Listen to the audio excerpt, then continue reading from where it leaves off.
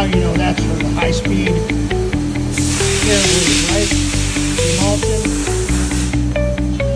idle. What's up, guys? Tim Halstead with DragBoss Garage at APD, Advanced Product Design, with John Kyle, the owner. So we're back with air bleed tuning. So on our last video, we kind of went through the location of where they are, and that APD and a lot of other manufacturers have reversed idle and intermediate. Idle and intermediate. So we kind of talked about air bleed, the definition, because I always thought air bleed meant, oh, it's just bleeding air in. And after we had talked and I looked through the video and was editing it, I realized, hey, that has a small component of it, but really it's the whole picture of the fuel coming in off the main jet, or the main system, and also the air coming in and leaning out. The real change is coming from you're changing the draw or the siphoning effect on the main system. So as you go up in high-speed air bleed, there's less draw on that system because you have a bigger leak. Therefore, it can pull less fuel out the jet. The bigger the leak, the less fuel it's going to pull out. It's harder for it to pull. Yeah, so the real change is not necessarily the air it's introducing as much as the signal it's getting rid of. Got it. If you was to put a manometer on the jet, you would see as you go up, that signal gets weaker. Okay.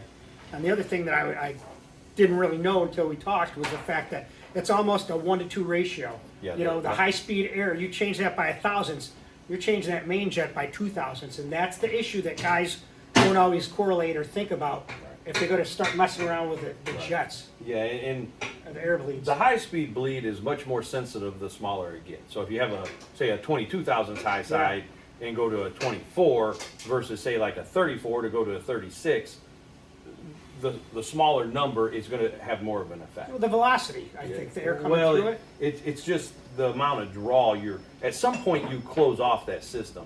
At some points on these bleeds, if you get small enough, the system will start siphoning and won't quit. Now, not so much on the high side, but on the intermediate. If you get the bleed below about 22, 23 thousandths, once that system starts and you shut your throttle, it'll continue to dribble fuel on top of the plate. Got it. Just as if you were siphoning gas out of a car, it would continue to run. You know, so if you get rid of the vent completely or make it too small, you'll have problems with that.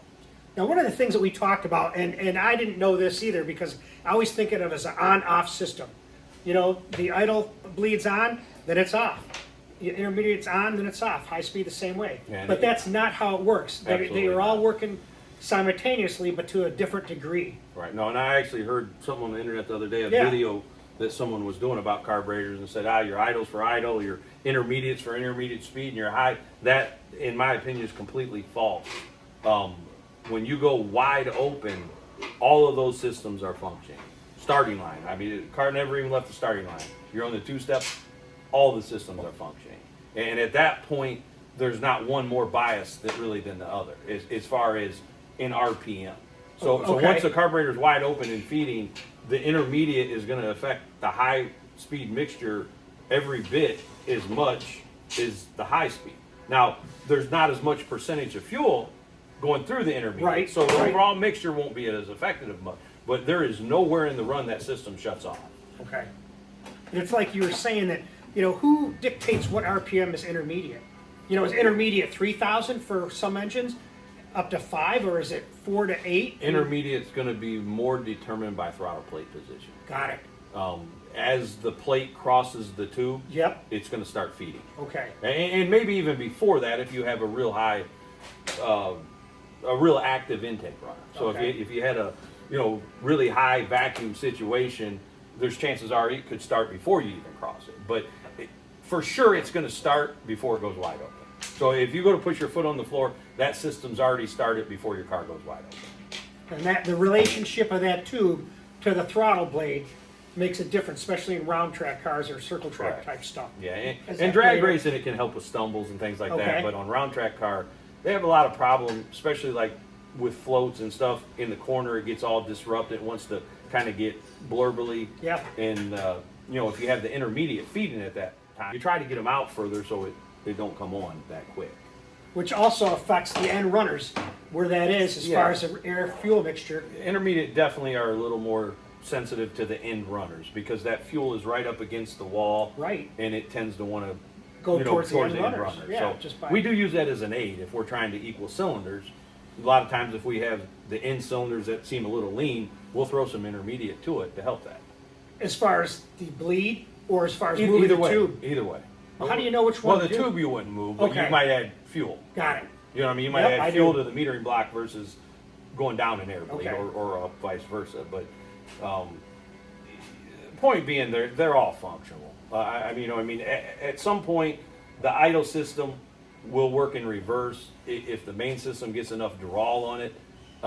You know, because they are connected. Not all. Some metering blocks are divorced. Okay. Very rarely is that the case. Got it.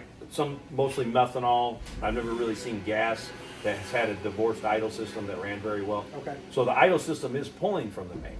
So if that main gets enough draw on it, it will cause that idle system to work in reverse. Now, is that from reversion? It's not Or from just draw, from it's just the from draw. draw. Yeah, you're pulling hard enough on that main system. Yes. And being it's connected, Yep.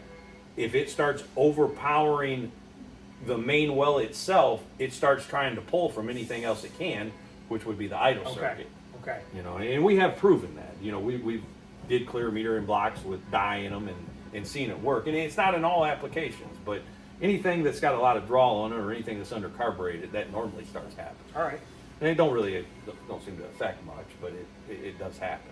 If you were going to, while doing this tutorial, what would you think is most important to go over first as far as tuning? Low speed, intermediate, or high speed? I would say high speed. I mean, your idle's going to be more of your drivability, stumble. Okay. And we use the intermediate a lot for that too. Yes. Because sometimes you got to have X amount of idle fuel, so you can either get away with less or more intermediate, so it's cleaning the burnout, things of that nature. But as far as going down track, tuning high speed is definitely most important. Okay. Big change. If your carburetor is performing correctly and you're happy with it, and all you want to do is lean or richen it, and it's a fairly big move, at that point I would stick with the main jet, because the main jet is pretty much just going to change mixture. If you take a swing of 10 thousandths or more in a high side, you're going to change the system of that timing. So if you go bigger in bleed, it's going to delay that system coming in. And if you go smaller, it's going to make it come in a bunch quicker. Faster. Okay. So if your carburetor's pretty close to the way you want it, jetting's a safer bet. Now, if Got you're it. just making small, if your air fuel ratio is 13:2 to 1 and you want to go to 13:0 to 1, it really don't matter which one you change. Both of those, a small change either way is going to work. Air bleed, obviously easier to do. You don't have to pull bowls off. Right. So we go to that a lot. And that's not a big enough swing that's going to drastically change the Okay. timing of your system. Do you ever secure the air bleeds in the carburetor other than by hand tighten? No. Okay. No, because they are removable for a reason. Exactly. And if you put Loctite and things of No, that not nature, tight, but yeah, you what know, if you ever did right. anything like that? Yeah, So. no, we never had a problem. Got it. I've, in all the years of doing this, I think I've had one air bleed go through a motor, and that was because we left it loose. Okay. Hey, we're human. We all make mistakes here and there. Very fortunate on that way. Now you're admitting this on camera. That's not fine. on- That's fine. I've had one air bleed come out and go through a motor, and I had Yep. one guy lose a throttle. Actually, two guys. Throttle screw? Two people with throttle screws. Yep. One was, man, I was still in the garage of my house when I did it, and didn't Loctite it, and the other one I didn't build, so I don't know what happened, but it came loose and went Yep. through the motor, and we just fix it and go on. That's it. Just repair it. Yeah. But overall, we've not had a problem with that. Okay. You know, we do Loctite, obviously, throttle plates. Yeah. But the air bleeds, we've never had a problem with them coming out. What would give you an indication that something simple these guys could just say, hey, you know what, my car's done that at the track? What's an indication that could tell you, hey, you better change the main jet and see if is it just because I want to see if I can go faster? Well, Or is it? you never can go wrong. So today we have data acquisition. Yes. We've got way more than we need. In saying that, data is data. It's not always correct as far as a value. So your O2 sensors, odometer to race pack. Race packs are always going to read roughly 1 point difference. So if you need to be 13 to 1 on a race pack, odometer is going to be about 14 to 1. You say, how can that be? Well, it's just the math. So you're reading a lambda value, and then there's a lot of equations that go into it. to bring it to an AFR. Okay. So something's different in the math. I don't know what it is between those two systems. Something's definitely different in the math because it's consistently about the same difference. So you have to know your system. The next thing is my motor might really want to be 12/8 to 1 on the O2s, and the next guy's design of a motor, it might want to be 13/2. Okay. And neither one of those is wrong. It's just the way the Engine wants. efficiencies, the way it reads overlap, the way it pulls through the cylinders. But when you're talking about data, and especially carburetors, I believe it's very important to use common sense. None of that data overweighs common sense. So here's what we get. The example exactly. Hey, we just put all this on our car. It made the fastest pass ever, but the air-fuel ratios we think need to be 13/1, and they read 10/1. All right, just made the fastest pass it's ever made. It runs perfect. Yeah. There's no way it's 10/1. So Correct. I get that. We either got to go through and rule out what's wrong in our data and fix it, or we have to accept 10/1 as our number and not 13/1. So when you're asking about data, there's a lot there, and that's a problem for us every day. I mean, if you had a turbo car with a turbo car with fuel injection, Yeah. you would run that car on methanol, a fast one, at about 3/1, 3.5/1. Right.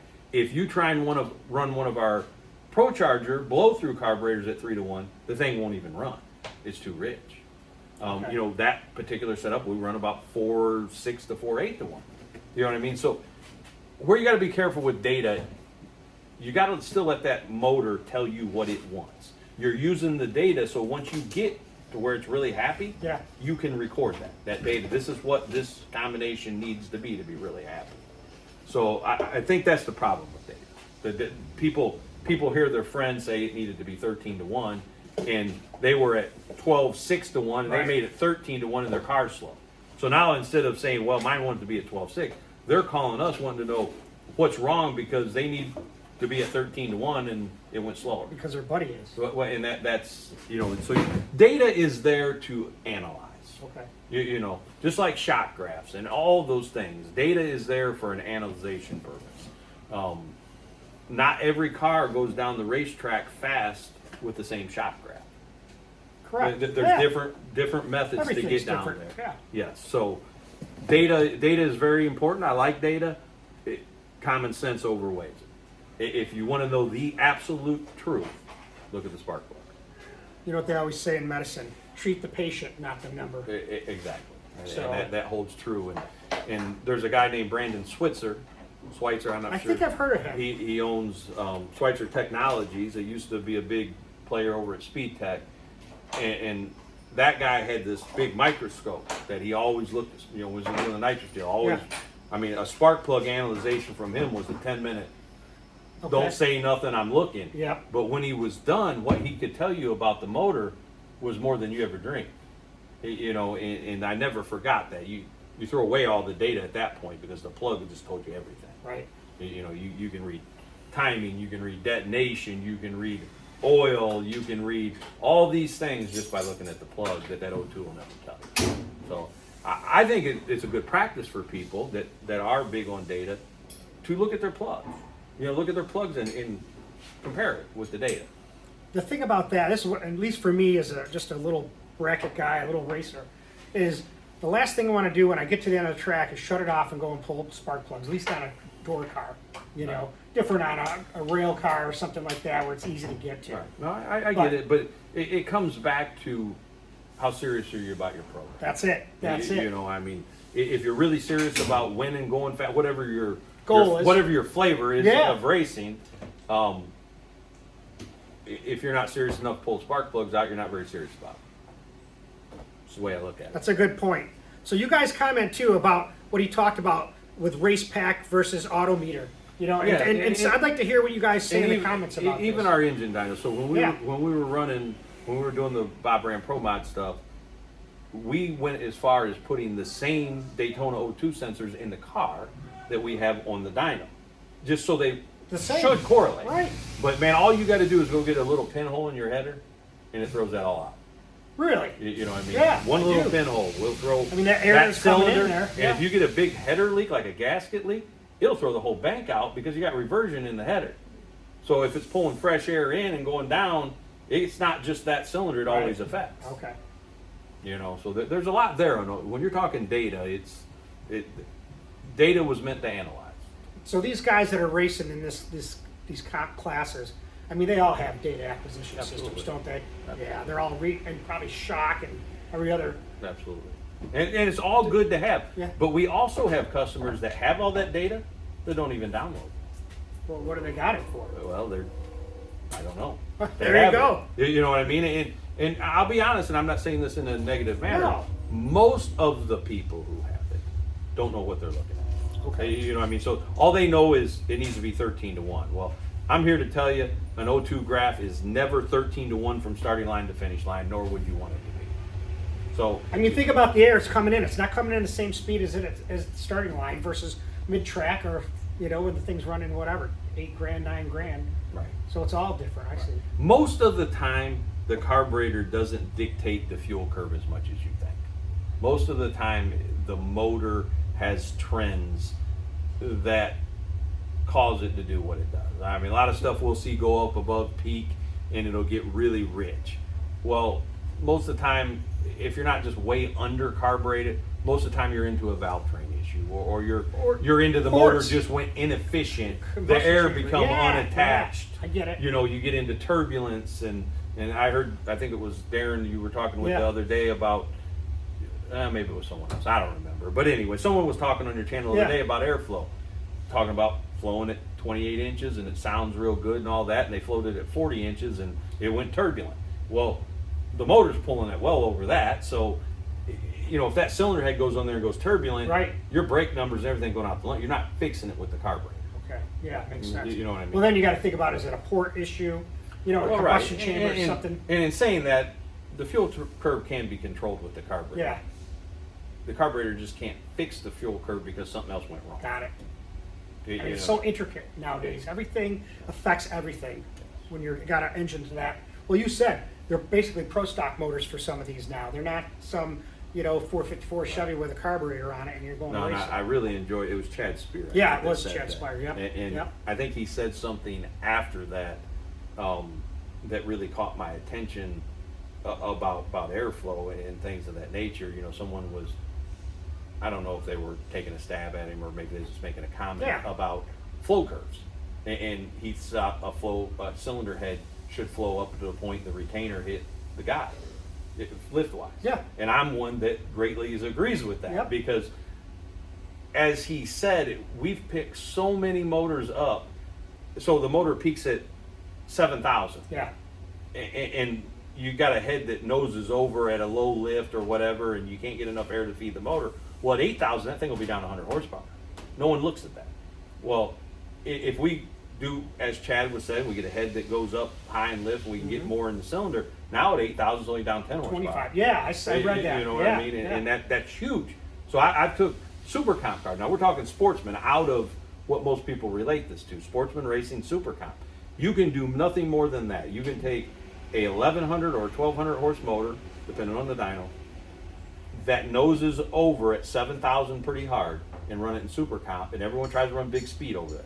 So you take one of those motors and run 181, 182 mile an hour.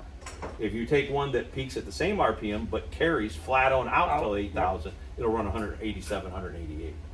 So make the same exact power between peak torque and peak power, and just get it to carry out further, you'll pick up 5-6 mile an hour down the track. And so I found that interesting in what he said, because there again, the head, everyone looks at peak flow.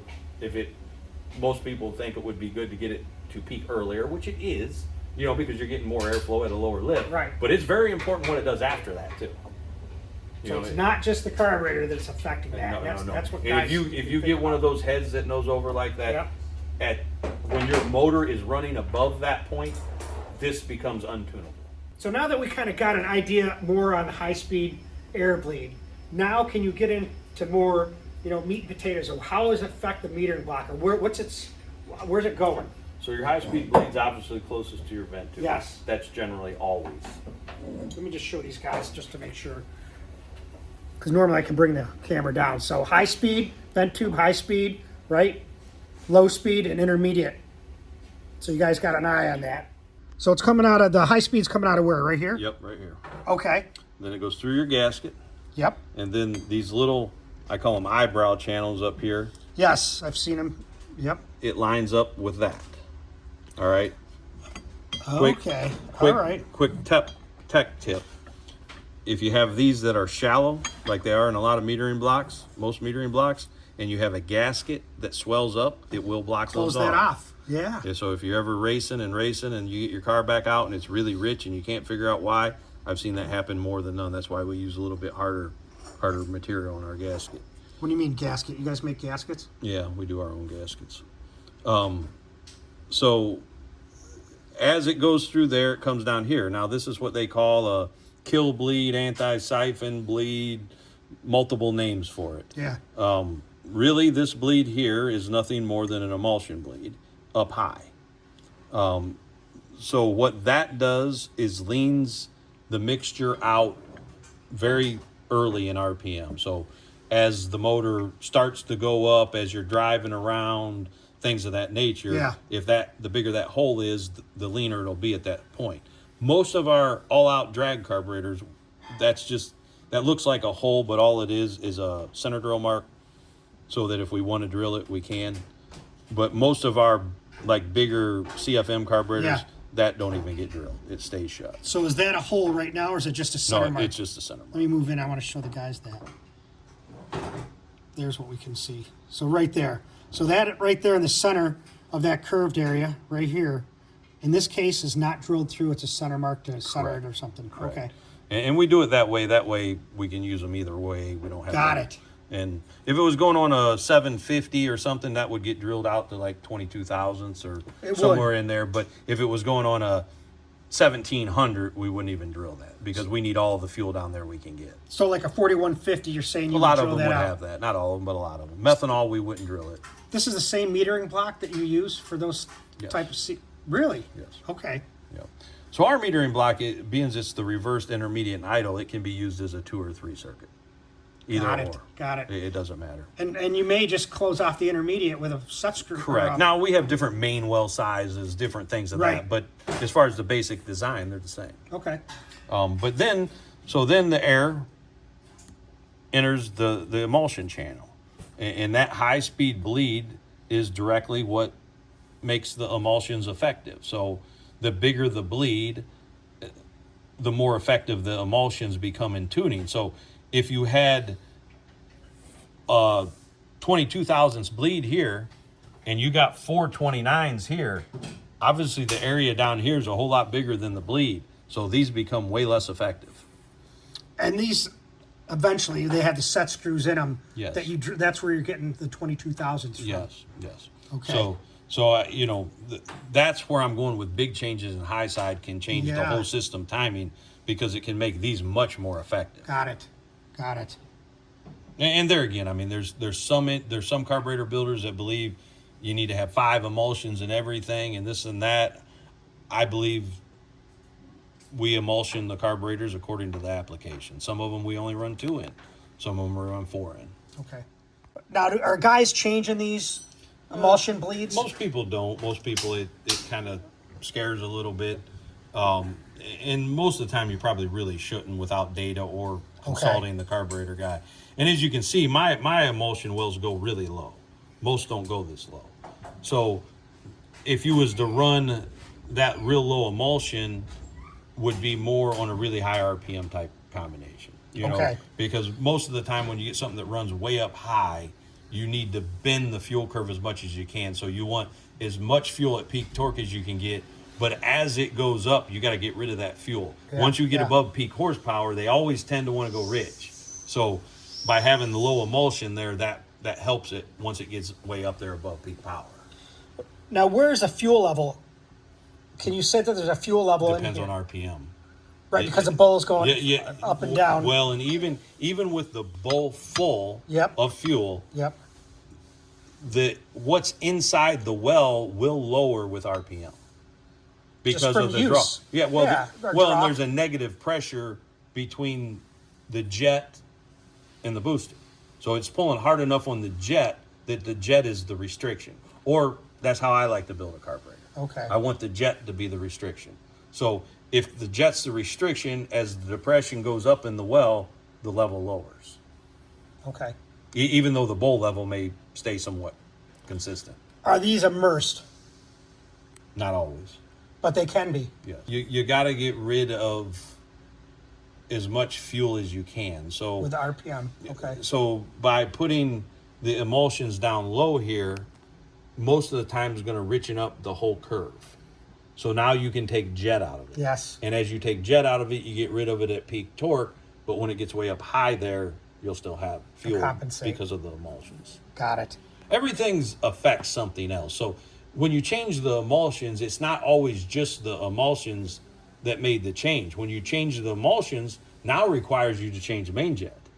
You know, so Yeah. so now It's a back and forth. you're trying to work together with each other to get to where you're going. But in all intents and purposes, most racers are not going to be messing with these emulsion bleeds and changing them. Probably trying to not tune unless it. they're on the dyno or or they're got good data. or they're really good at carburetors. Right. You know. So there you go, guys. Now what's this one here? This line here. That one is the idle. Okay. So your idle bleed comes through here, same thing, out the gasket, meets this. The fuel also, as you can see, there's a dimple there. So there's a screw that gets put in here, and that is what we call your idle fuel. Right. So at that point, the idle and the air introduce into this well right here, come down. This is your idle mixture screw. So yes, I see it. The mixture at this point, at the bottom of this, your transfer slot is being fed. Yes. Through this hole, which also is restricted. Okay. And then this is your idle hole. So the amount you turn that idle mixture screw out is how much of this mixture transfers from that well to that hole. Now, sometimes I used to put like a small wire. Is that where it would go? Yes. Okay. Yes. All right. We won't get into that system now because I think there's plenty right now for guys to digest this and kind of go through it and get an idea exactly what they want to pick out of this program. All right. And get questions. Yeah, a lot of information there. It might be more than we need, but you know, some people are deeper thinker than others. That's it.